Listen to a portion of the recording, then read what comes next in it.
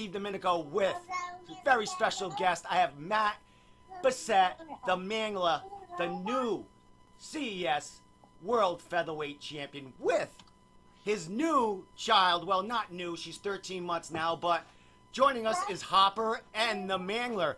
Welcome to the show, Matt. It's been a long time, and lots of things have changed since the last time I talked to you, man. How's it all going? Yeah, man. I mean, tons changed since we did our last interview. I got a new job as of last May. You want to take her? And, the schedule's changed quite a bit, but, I manage to get things done. I kind of made a tiny home gym in the basement, and I'm able to get workouts in even if I can't get to the gym. So it's working out. Excellent. Well, I mentioned you are the new CES Featherweight World Champion. How does it feel to be back and have that strap around your waist? I mean, two different times. The last time you won it was in 2016, held it for a bunch of title defenses, went to the UFC, had to give it up, and now you got it back. What's the difference, and how's it feel to have it back around the waist? It feels really good to have it back around my waist because even when I left, I was like, I didn't lose the championship, so I might as well just, get a fight back when I get back and earn my shot at the title again. I fought Dueling, and he's a mad scrapper, bro. Tim Dueling is a mad scrapper.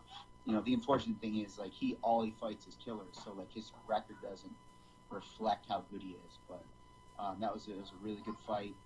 He gave me a good challenge, and it got me ready to fight Charles Cheeks, and the rest is history. But I'm obviously very happy to have the title again. It's back where it belongs. Now, was that the plan when you decided, you were going to come back to CES to get that one fight in before you challenge for the, title, or were you offered it right off the bat? Like, hey, Matt, you want to fight for the title, your first fight back? I actually told Pat, and he was pretty upset. I told Pat that I had a goal to fight in Japan. I wanted to fight for one. I wanted to fight in Ryzen, somewhere one of those. I think it'd be amazing to fight in the birthplace of martial arts over in Japan. I just thought it'd be really cool to fight over there. So that was a goal that I had after the UFC. And a day or two later, he messages me. He messaged me and he said, "We're coming to Hartford." And I was like, "Fuck, I'm in." You know what I mean? Yeah. So everything changed right away. It was 24 hours later. I was like, "Okay, screw Japan. I want to fight in Hartford. I want to fight in my home." I was born, 4 minutes down the road from where I fought. That meant more to me at the time. So I'm back in CES, and I'm not going anywhere for the time being. Excellent. Well, you did see there was a card there before your card when Dan Dubuque fought for the title. Were you excited to see CES make that jump to Connecticut? And while you were watching on the sidelines, was there ever thought in your mind, man, I wish I had the opportunity to fight there? Did you think you would ever fight back right in your backyard? Well, I was the first one. Dan was after me. Oh, that's right. I'm sorry. Yeah, no, that's no big deal. I did not think that I'd fight in Hartford. I did not. I fought in Connecticut a number of times, at Mohegan Sun, but I guess it's different when it's a Connecticut commission, yeah, and it's sanctioned in Connecticut, and it's not just on tribal land. It just means a little bit more. And Mohegan's an hour from my house, and the convention center where the fights were last March, they're 5 minutes down the road from Underdog. So it's a really, really big difference as far as geographically. Now, fighting in Hartford, right in your backyard, you fought in Boston when you made your UFC debut. What was the difference in? I mean, of course, the crowd's huge, but that Hartford crowd was there specifically for Matt Bessette's return, man. What was the energy like compared to your UFC debut in Boston?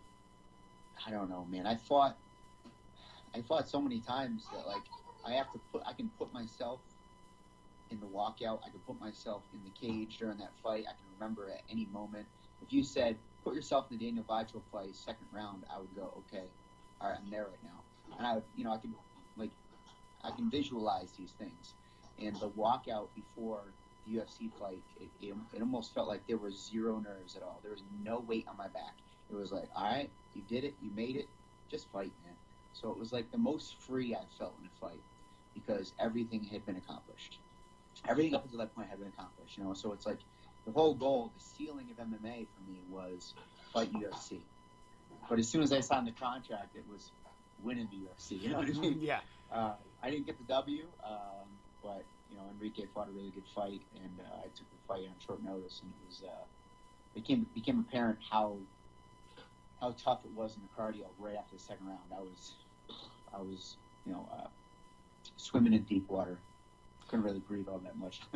Well, an opportunity like that, of course, you got to take. And you went in there. I mean, you performed well. I mean, for the crowd there, Matt. You know, you lost the decision there, but I mean, you performed well. And then your next fight also, a split decision. You know, this close to getting that next fight, man. When the UFC ended up letting you go, was it in your plan to come back? What was the thought in your mind when, you know, the UFC let you go? What was the thought right then? Was it to take time off, or was it, hey, I'm going to keep going. I love fighting, and I'm going to fight no matter, you know, if I'm fighting for the UFC, I made it there. Now I'm going to take out people maybe in other big promotions around the world, or you know, back to CES.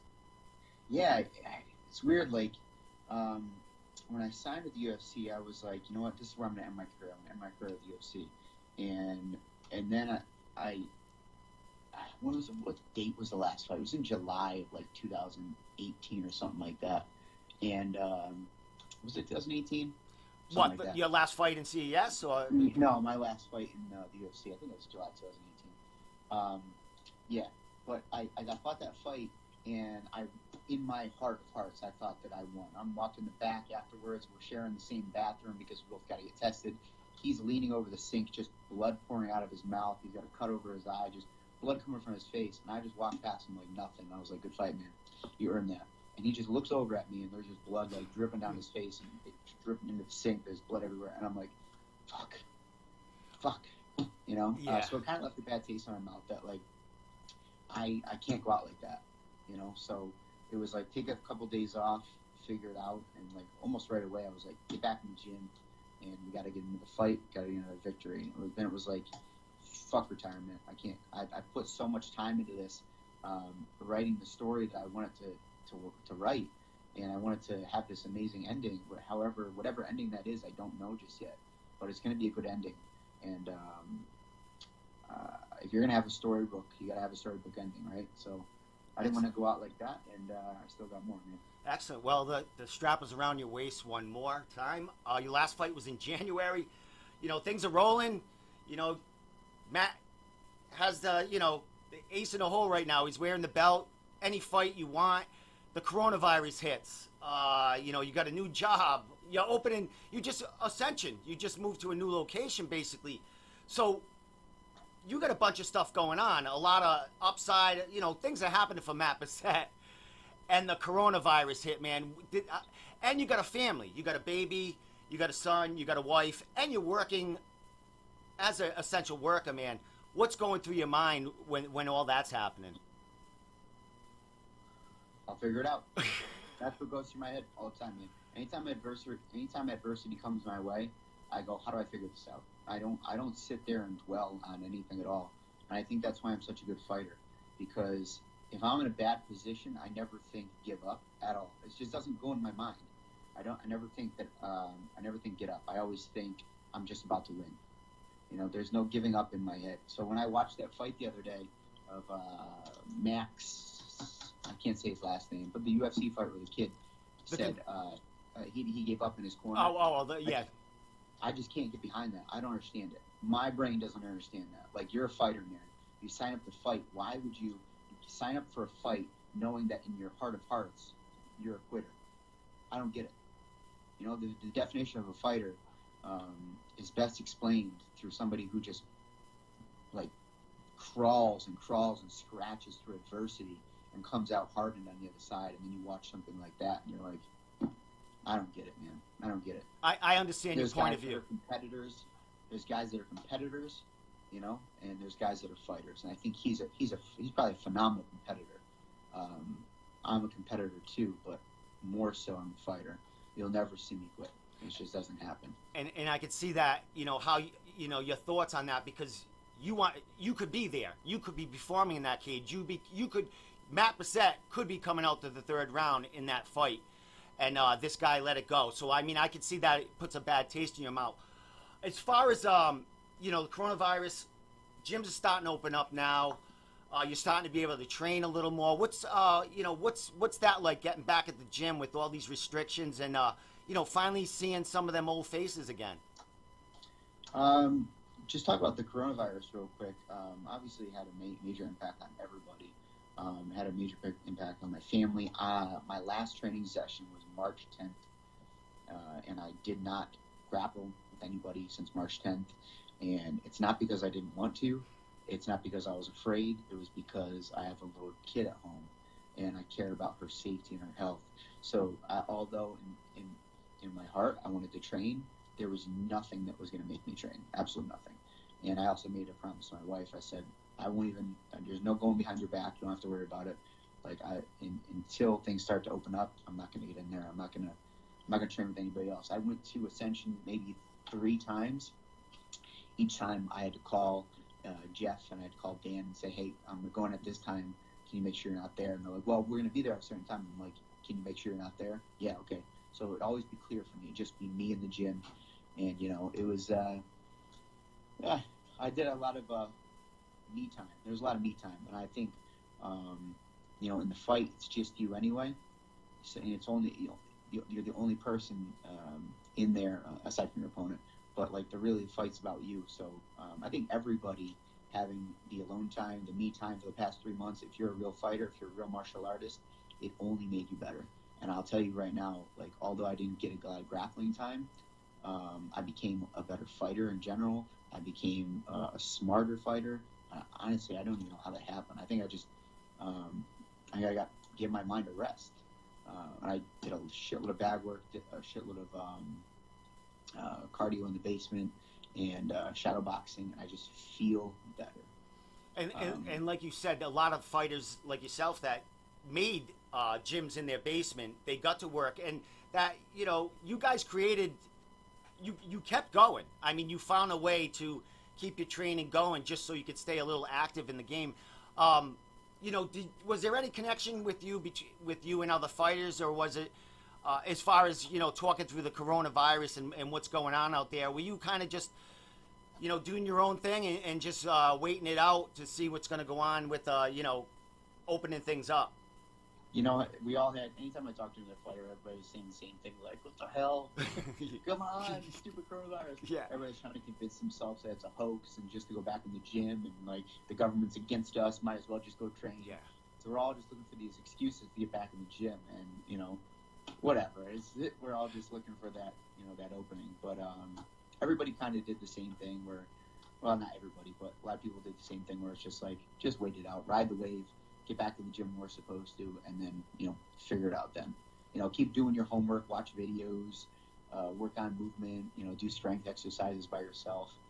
Just do your homework and do what you can. You can still get better during that time, and I'm proof of that. Excellent. Well, here we are, gym's opening up. There's no real cards on the table here. But, Matt, we come out with some rankings, and, of course, Matt Bessette is back on top. You knew coming back, I would imagine, that you would be right at the top there again. How does it feel to be on the top of the heap again in New England and calling the shots and being able to pick and choose your fights once again? Not that you didn't be able to do that when you came back fighting for CES, but now you're looking down at everybody, and they're right there in black and white. Who's kind of there in New England? Is there anyone there? Do you see potential on that featherweight list that could maybe challenge you in the New England area? What are you looking for in a fight as far as a matchup and a competitive fighter coming at you? There was a lot of questions there. That's my thing. There's so many questions all at once. I don't have the list in front of me, so I can't look up and down. But there's a few fights that interest me, and obviously Bruce Boyington and I are going back and forth right now. I'd like for that fight to happen. I'd like for that to happen when he gets a victory. Unfortunately, I'm actually looking at another guy. I'm not gonna say any names or anything like that, but we were talking about it before. I was supposed to fight May 15th for CES, and then the coronavirus happened. I'd like to still fight that guy. Okay. He's won 16 of his last 17. He's won 6 in a row, and it just, it makes a lot more sense, man.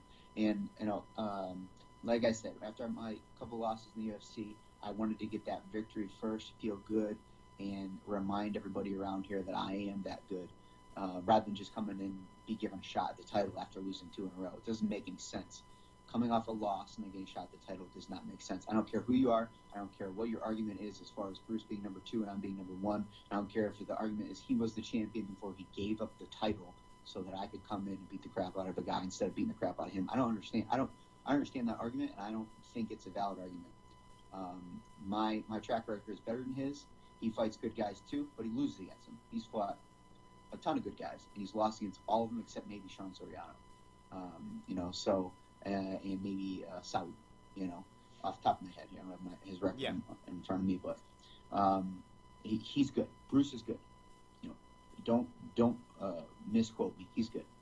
I just think that if you're going to fight for a championship, you should not be coming off a loss. I think that it just looks better. Give me a fight. Let him fight on the main card. 2 fights before me, maybe co-main event, whatever. He wins, I win. We get in each other's face at the end of the night, tell him to fuck off, and we sign a fucking contract right there. You know what I mean? It's just better for everybody. It sounds like a plan to me, Matt. When we talked about it, people want it for, of course, New England wants New England against New England and stuff. I was on kind of like what you were saying. Either Matt fights someone that's got a great record that's, going to be competitive with them out of New England, or maybe fight a young dude that, maybe you can have under your belt that you took out a young up-and-coming, future star, you know what I mean? But, it makes sense to me as far as me, I'm on board with you. I don't think someone should get a title shot coming off a loss. That's just the way I am. I think you should have a win if you're fighting for a title. I know sometimes there's short notice fights that happen, and a title fight might jump off, and you might get a guy in there late notice that might have a loss, but there's still a stud coming in. But I'm with you on that. It's not as if. Sorry to cut you off. No, go ahead. It's not as if I just made up that, because I told him, before he took the fight, even maybe right after he signed the contract, before he actually fought, he had 4 weeks before the fight, 6 weeks before the fight. I'm like, dude, I'm telling you, you fight this fight and you lose, I'm not going to fight you right away. I'm not going to. It doesn't make sense. I'm like, if you win, beautiful. If not, then it doesn't make sense. So don't sign the contract, fight me, because this fight is just not going to happen the way you want it to happen if you lose. I told him. And he still took the fight. And now he waited 3 months to talk shit to me on a post that had absolutely nothing to do with him. And then he's playing victim, because that's what Bruce does. Bruce plays victim. This dude comes on my post that has nothing to do with him whatsoever and starts talking shit to me. And I'm like, what are you doing? Go away. I didn't talk shit to you after you got embarrassed in Maine. And was it Maine? It was in Maine, right? Yeah. The fight? Yeah. Against Manny. I didn't talk shit at all. All of a sudden you were calling my stuff and you start talking shit. I don't get it, man. Go win a fight. Go win a fucking fight, and then we can fight. That's all I gotta say, man. Awesome. Well, Matt, before I let you go, last question. You got the family going on. You got the new job. How's everything you were secure before. You had Ascension. You're a pro fighter. But now you have that job, and you don't have to be putting so much emphasis on, trying to make that money fighting. Now it can be a little more fun for you. Do you have that? Do you feel a little relieved now? You have the baby. You have a great job. You have the gym all set. You have the strap around your waist. Is it more comfortable for you as a fighter now that, things are kind of all firing on all cylinders in your life? What a great question. What a great way to end the conversation, because it's night and day. Absolutely night and day. From 2011 to 2019, I was sweating because if I didn't fight, I didn't make money. If I didn't make money, we couldn't save up. If I couldn't save up, we couldn't do X, Y, Z. And it put a lot of stress on me. It put a lot of stress on my wife, because she was the one that had to, if I wasn't fighting, there just was no money coming in from me. So it was a lot of her. So she put up with me for a long time, man. And it was me riding this wave, this pipe dream. And, I finally got that job, and it was just like, okay, I'm going to get paid bi-weekly regardless. This steady base check. I put in overtime. I'm getting paid nicely. A ton of benefits. Now we can really do the house, the family, the things that we've all wanted. And, it's just all that stuff doesn't have to be put on the back burner and wait for me to live this dream and finish this dream of, being in the UFC, winning fights there. I honestly, I've done exactly what I wanted to do in my career thus far. And I call my fights. I see them before they happen. I win the way I'm supposed to. Every single goal I've had, I met. And now I got an outstanding job. I work with some great people. And I couldn't be happier right now. My family's happy. They're healthy. Notice I say happy, number one. Happiness is the absolute number one main thing you need in your life. No matter what you're doing, if you're not happy doing it, then what the fuck you doing, man? And I have a blast. I have a blast in the prison. I work in a prison, dude. I have a blast. I enjoy my job, and I have a blast when I get in the cage. I have a blast at home, and I'm just playing with my daughter. I'm a happy dude, so I have no complaints as far as what's going on in my life right now. Excellent. Well, Matt, New England fans, followers, fighters can't wait to see what's next for you. I mean, you're firing on all cylinders. Things are working out 100% for you, so I can't wait to see Matt defend that belt. What will you defended it for the first time, the second time. How many times did you defend it the first time? I got it against Ping, and then I defended it I called out Kroom because Kroom was the last guy to beat Lenny Wheeler, the guy that had beaten me. Yep. And he beat Lenny quickly and handily. So I was like, I want to fight that guy. I'm not a rematch guy, although I would if it came out to the right money. My goal is to fight new guys and new challenges, So I was like, I called out Kroom, I fought and I beat him, and then I had that last minute replacement against what the fuck is his name? The guy before you got into the UFC. Yeah. Oh, I can't think of his name. Italian name with 2 L's and an A. Is it Trujillo? Yeah, that's it. Yeah. Trujillo. Yeah. There's no L in there at all. Yeah, I fought so many guys and I'm trying to remember their names. But I won it, and then I defended it twice, and the UFC called me, and I came back and I won it again. So I'm going to defend it again, and I don't know what the record is for title defenses or title victories or anything like that, but I gotta be number one, if not maybe number 2 behind Greg. I don't know, we'll see. But I'm not done, so I'm gonna keep on tacking more onto that. Excellent. I'll have to put a post out razzing on Ribs there about how he's gonna lose his record maybe to Matt Bessette with the title defenses. So I'm probably already above. All right, my man Matt. What a Dude, a pleasure talking to you, catching up with you, man. I mean, I'll have you on the live podcast. We can have people chime in and maybe ask you questions down the line once the fighting starts getting going, and we can really talk about things and get into the thick of fighting again. Matt Bessette, thank you so much for the time, man, and congratulations on all your success, and keep it going. I can't wait to see what's next for you in New England.